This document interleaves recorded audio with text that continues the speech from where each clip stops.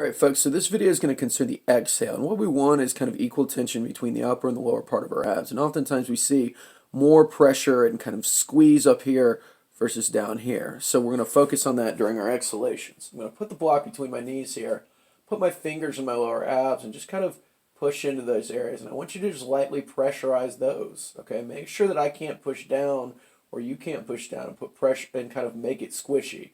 Make sure they're kind of pushing your fingers away. Keep our fingers down here. Keep the block between our knees. I want you to put the tension in all of your abs, but again, especially down here, about 25%. Breathe in. And on the exhale, I just want you to give the block a little bit of squeeze while just kind of attempting to hold your pee or not, or use your pelvic floor muscles. So we exhale and lift up.